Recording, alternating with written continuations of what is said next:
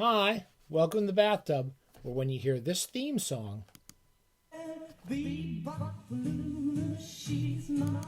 we stop it really quick because we don't want Gene Vincent's ghost to sue us, you know this is what we call our New-Bop-A-Lulu theme show. It's a theme show based around I show you books that I got in the mail that are brand new. That's all. That's the whole premise of the show. But today we're going to turn that into a mega theme show because it's going to be just New-Bop-A-Lulu like you know and love it, which is just I show you books I usually don't know anything about. And then we're going to turn it into an all promo edition. So we're going to have a big special promo. It's brought to you by Bob Johnson. Everyone knows Bob Johnson, doesn't love Bob Johnson, but they don't love him in 3 paragraphs. That's the important part. This is my book, 3 paragraphs on the life of Bob Johnson, a book I love and never tire of promoting. This is how you do it in the promo. When you see people show detergent or cereal, they hold it like this. A friend showed me that years ago. And there you go. 3 paragraphs on the life of Bob Johnson. There's going to be 5 copies of this free. I take that back. 10 copies. I'm going to send out 10 free copies of this book to all you crazy any loser who watches this show. You're all losers who watch this show. That's all I can say. You're not as bad as me, but anyone who had watched an old man ranting about books, you're just wasting your life. Just like I hope you should be doing. So I'm going to do some new books first. And then I'm going to get to the promo part of this, which is the exciting part, which is where you get this free book. Okay? Here's some of the books I got in the mail in the past few weeks. This is not even coming out. This is the good people. We love these people at Hippocampus Press. They're very nice. They send us these books. I haven't read any of them, but I like what they do. And I'm probably going to keep this one and read this one. This is Jane Yolen. It's coming out in February. And this is The Scarlet Circus, which is a bunch of short stories by Jane Yolen, who writes she wrote a lot of young adult fiction, and I've only read a few of her stories, but whenever I've read her stories, I like them. And she writes I guess you'd call modern fairy tales and so forth. And what is this? It's just a bunch of short stories. It's the 4th volume. So good old Tachyon is actually publishing 4 volumes of short stories by one writer. Good going, Tachyon. Anyway, I'm going to keep this. I'm going to put this on our short story runaround. But no, not runaround. It is a runaround. Our short story roundabout. I think I'll probably read those myself. We have a couple more volumes. We talked about it from MIT Press in this Radium Age series that we wrote about. We did a whole segment on it if you're interested. The newest ones are Of One Blood, Pauline Hopkins. And they're tying this on to the notion of Afrofuturism. Anyway, it's about a futuristic African nation, and I don't know the book, but I would like to read it, and I'm going to keep this as well. So this is one of the books this is a keeper. Here's another one. This is from the MIT Press. It's got a nice quote by Douglas Rushkoff, and it's by a guy I think I knew something about this guy and I forgot it already. Anyway, it's called Nordenholtz Million by J.J. Connington. And I forget what I think I read something about this book and I forgot what it was. But they're nice looking, cool, jazzy looking books from MIT Press. We've got some nice books. One of our favorite publishers here at the Bathtub is Library of America, and this is called On Lying in Politics by one of our favorites, Hannah Arendt. Hannah Arendt you can read in the bathtub. Yeah, she's good and pissed off, and she's raging against the stupidity of modern culture. And I don't think I know these essays. I've read a lot of Hannah Arendt over the years. There's 2 essays in it one's called Truth in Politics, which I guess is what is that contradiction? And Lying in Politics. So 2 long essays. I don't know anything about this book, but this is also going on my to-read shelf. I'm looking forward to it. While we're on the Library of America, I'm still drinking my martini I made a gigantic martini tonight because tomorrow I'm going to have one of those. I'm going to have this, what do they call them? More surgery. I'm not looking forward to it. There's 2 lovely new editions. We love Library of America editions Also because they help compress our books and our shelves. This is Gilman. This is Charlotte Perkins Gilman. She's most famous for the Yellow Wallpaper, but she also wrote a feminist utopia novel called Herland, and a sequel to it with her in Our Land. I don't think I knew that until I looked at the back cover of this book. Anyway, it's a writer. Most of us have read the Yellow Wallpaper, which is quite a powerful little story. I always think of Kate Wilhelm's kind of versions of this, and I sort of prefer her, but still, it's a nice new edition of Gilman's work. The Library of America, great work they're doing. I know more about Oscar Huelos. I reviewed when it came out his book, The Mambo Kings Play Songs of Love. And I was told I shouldn't like it because I was told it was a very sexist book, but I really, really enjoyed Mambo Kings Play Songs of Love. And it was a really absorbing book. And I also really loved his first novel, Our House in the Last World, which is about a kid and his father, a family moving from Cuba. I think so. From Cuba and living in New York. And it was a beautiful book. I remember just couldn't put it down. And Mr. Ives' Christmas, which I have not read. I have read other books by him, but anyway, Oscar Huelos is now in the Library of America. Brand new. It just came out. Beautiful book. How could you go wrong? You got to get one of those. Not finally, because we have a lot of things to talk about here. We have big friends here. I'm going to start the promo. Now, this is the promo part of the bathtub. Now we're going to go into. I'm going to give you a promo offer, and here's something called the I'm pronouncing this wrong. The Averoyne Chronicles. One of our favorites here is now Clark Ashton Smith.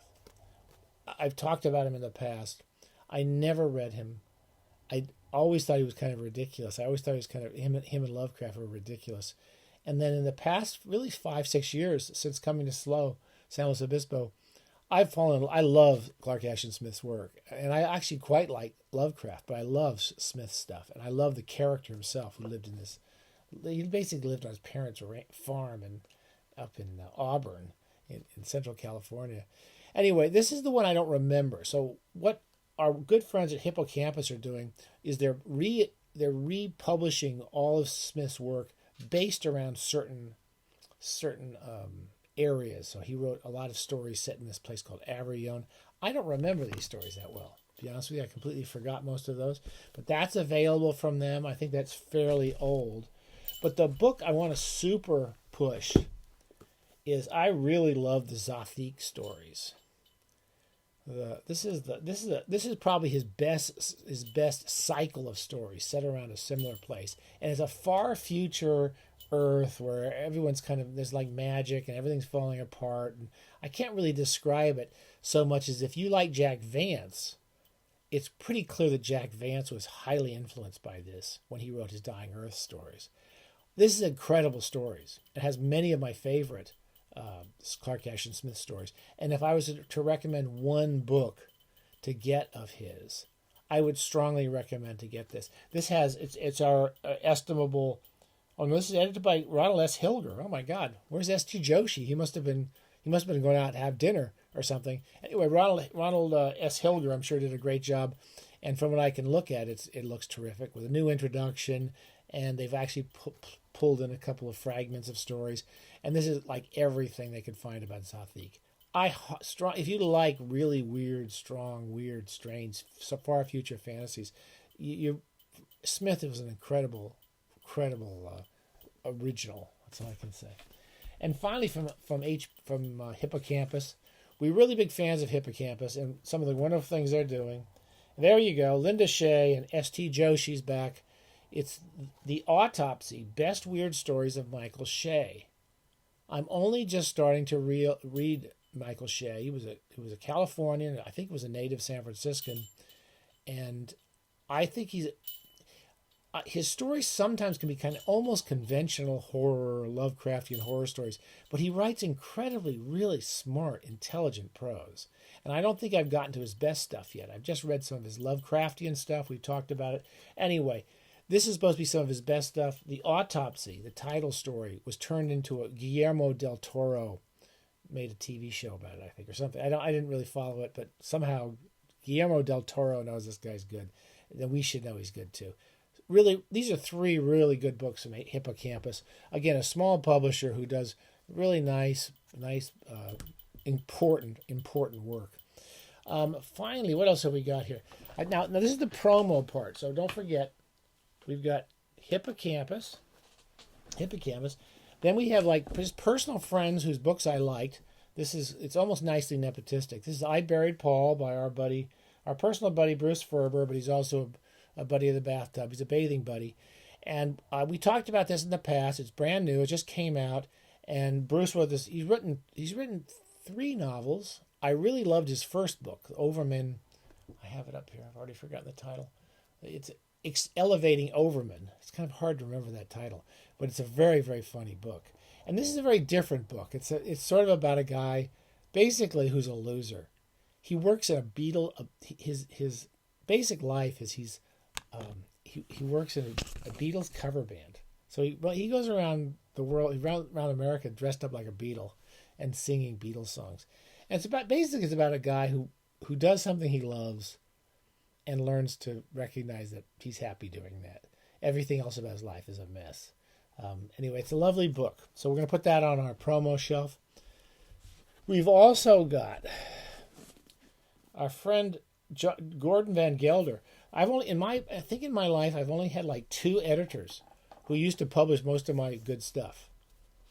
Steve Erickson, who used to do Black Clock, and he went away and he stopped doing it. And old Gordon used to publish some of my best stories at FNSF in the past 20 years. He's the publisher of fantasy and science fiction. These are the 2 latest issues: July, August, and September. I think it comes out 6 times a year now. Fantasy and science fiction is one of the most important long-time publishing journals of short stories in American history. No one has published more great short stories than fantasy and science fiction, I can assure you. The New Yorker, screw the New Yorker compared to the People, Vonnegut and Bradbury, and so many, Ballard, so many, Avram Davidson, all the great writers were in this magazine. It was one of my proud moments when I could start publishing stories in FNSF. Let me show you. I have the old ones up here. Here we go. We're reading through these, but this is a random one. My old friend Avram Davidson was an editor of FNSF in the early 60s. Was it the early 60s? We don't check anything. We don't do any fact checking at the bathtub. Middle of the 60s. Avram ran it for about 3 years. And again, they had so many. Ron Goulart, Isaac Asimov, Wilson Tucker. I mean, all these important writers. Philip K. Dick published a lot of work in FNSF. Anyway, it's a very, very important long-standing magazine, which publishes almost nothing but fiction, and they need some support. They deserve it. New Yorker. Compared to FNSF, the New Yorker sucks. The New Yorker is crap. If you want to read short stories, again, you may not like it all. Some of it's conventional SF, fantasy. They do a lot of odd stuff. They really do mix up your expectations.